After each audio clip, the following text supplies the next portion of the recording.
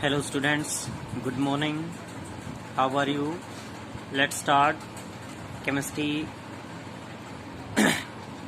हमारा chapter 10th class में metals and non metals का है, लेकिन उन मेटल्स और नॉन मेटल्स की स्टडी करने से पहले हमें पीरियोडिक टेबल की स्टडी करनी कंपलसरी है, क्योंकि जो हमारी कंप्लीट पीरियोडिक टेबल है जिसमें नॉन एलिमेंट्स सेटल्स किए गए हैं, उन सभी नॉन एलिमेंट्स के बारे में कम्प्लीटली स्टडी करना बहुत ज़रूरी है, क्योंकि उन एलिमेंट्स के बारे में पता लगाने के बाद ही हम ये बता सकते हैं कि कौन सी पीरियोडिक टेबल्स के एलिमेंट्स हमारे पास मेटल्स हैं या नॉन मेटल्स हैं या मेटलॉइड्स हैं। देखिए, जो कंप्लीट पीरियोडिक टेबल है उस कंप्लीट पीरियोडिक टेबल को 3 कैटेगरीज में डिवाइड किया गया है। अब बात आई कि एक पीरियोडिक टेबल क्या है। पीरियोडिक टेबल है the table in which all the known elements are arrange with their properties, यानी वो पीरियोडिक टेबल यानी वो टेबल जिसमें सभी नॉन एलिमेंट्स को उनकी प्रॉपर्टीज के अनुसार सेटल किया गया है, उनको हम क्या कहते हैं, पीरियोडिक टेबल। जिसमें जितने भी एलिमेंट डिस्कवर हो चुके हैं अब तक, अलग अलग साइंटिस्ट के द्वारा जितने भी एलिमेंट डिस्कवर किए जा चुके हैं, उन सभी की स्टडी की गई है, उन सभी को सेटल किया गया है। उस टेबल को हम क्या कहते हैं, पीरियोडिक टेबल। तो उस पीरियोडिक टेबल्स के जितने भी एलिमेंट्स हैं उनको 3 कैटेगरीज में डिवाइड किया गया है, metals, non metals and metalloids. क्योंकि जो हमारा चैप्टर है 10th क्लास में मेटल्स एंड नॉन मेटल्स का, तो उस मेटल्स और नॉन मेटल्स की स्टडी करने के लिए हमें पीरियोडिक टेबल्स की स्टडी करना कंपलसरी है। इसलिए हम आज कंप्लीट पीरियोडिक टेबल्स के बारे में स्टडी करेंगे। मेटल्स यानी जो कंप्लीट पीरियोडिक टेबल है, उस पीरियोडिक टेबल के कुछ एलिमेंट्स को मेटल्स में डिवाइड किया गया है, कुछ को नॉन मेटल्स में और कुछ को मेटलॉइड्स में। अब हमें ये कैसे पता चलेगा कि मेटल्स क्या होती हैं, नॉन मेटल्स क्या होते हैं या मेटलॉइड्स क्या होती है। तो सबसे पहले हमारे पास मेटल्स क्या होती है।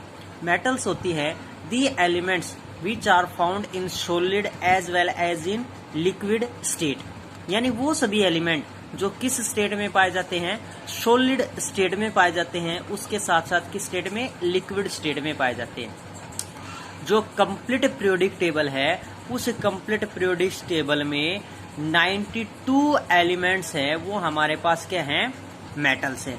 उन 92 एलिमेंट में से 91 हमारे पास क्या है, सॉलिड स्टेट में प्रेजेंट है, और एक हमारे पास क्या है, मेटल है जो लिक्विड स्टेट में प्रेजेंट होती है, और वो क्या है, मरकरी।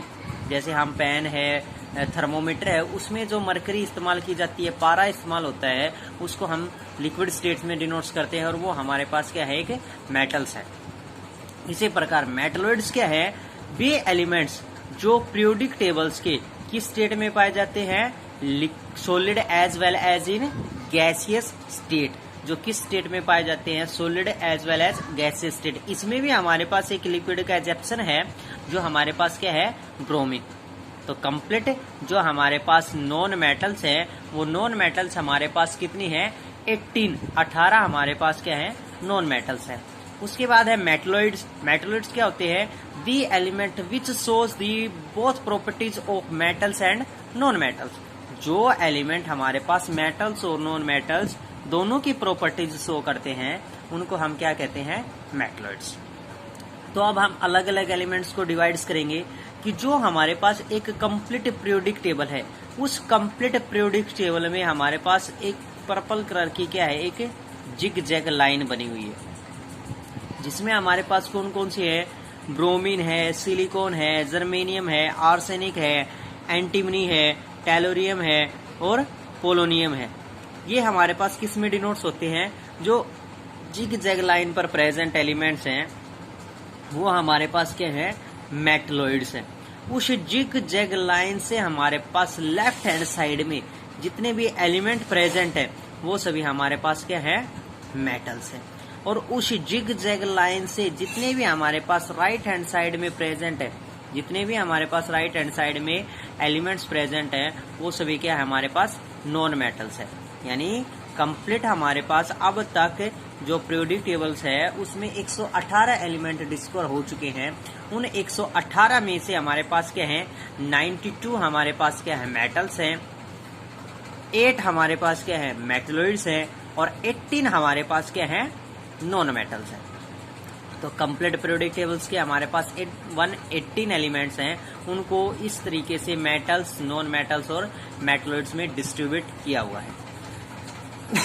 तो अब है हमारे पास कि जो हमारे पास मेटल्स प्रेजेंट हैं, उन मेटल्स को हम किस में डिनोट्स करते हैं, या जितने भी एलिमेंट प्रेजेंट है उनको पीरियोडिक टेबल में पीरियड और ग्रुप के अनुसार डिवाइड किया गया है। तो पीरियड की बात होती है तो पीरियड हमारे पास क्या होते हैं, the horizontal lines from left to right are known as periods, और उसके साथ हमारे पास क्या प्रेजेंट होते हैं, कॉलम।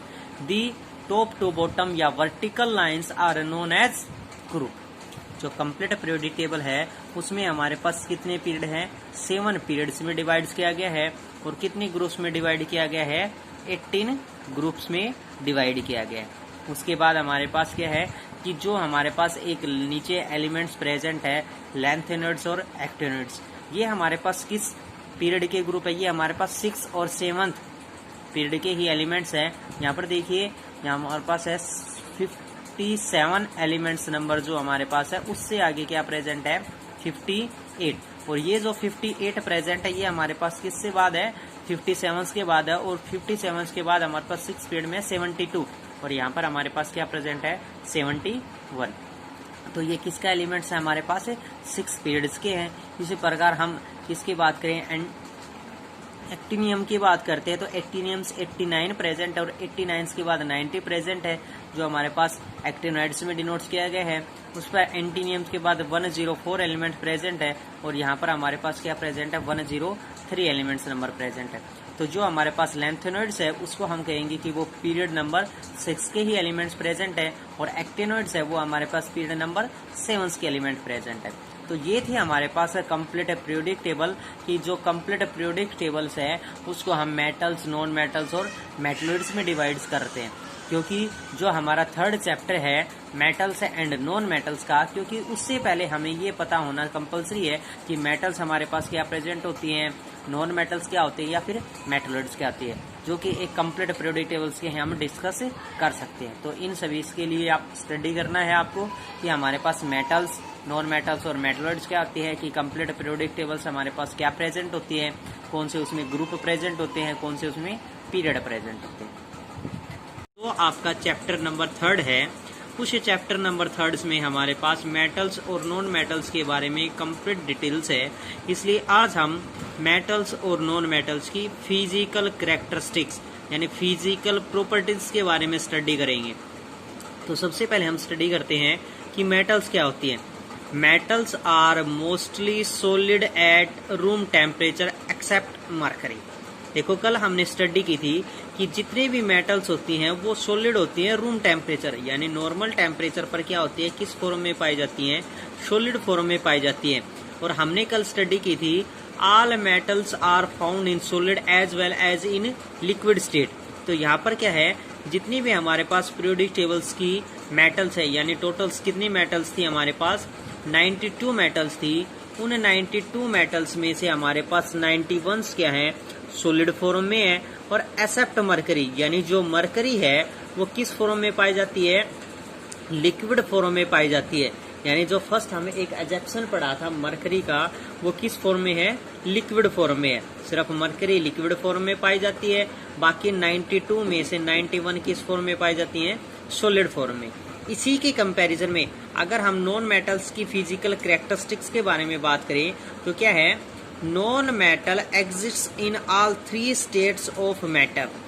जितनी भी हमारे पास नॉन मेटल्स हैं वो हमने स्टडी की थी solid as well as in gaseous state. Solid state में भी पाई जाती है और गैसियस स्टेट में भी, लेकिन उसका भी एक हमने एजप्शन पढ़ा था कि एक नॉन मेटल ऐसी है जो लिक्विड स्टेट में पाई जाती है, और वो कौन सी है, ब्रोमीन।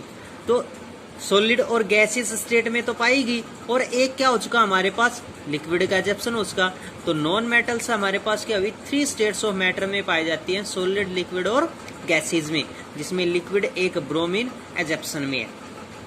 सेकेंड पॉइंट क्या है, metals are lustrous and can be polished. यानी जितनी भी मेटल्स होती है वो लक्सर्स प्रॉपर्टीज को शो करती हैं, यानी उनमें क्या होती है, चमक होती है। एंड कैन बी पॉलिश्ड, और हम उनके ऊपर पॉलिश कर सकते हैं। यानी कुछ मेटल्स ऐसी होते हैं जिनको कोरोडेड यानी जंग लगने से बचाने के लिए हमें पॉलिश करनी पड़ती है। जैसे आयरन है, एक मेटल है, लेकिन हम उसके ऊपर पॉलिश करते हैं, उसके ऊपर पेंट वगैरह करते हैं, तो वो हमारे पास क्या है, एक पॉलिश का एग्जाम्पल है।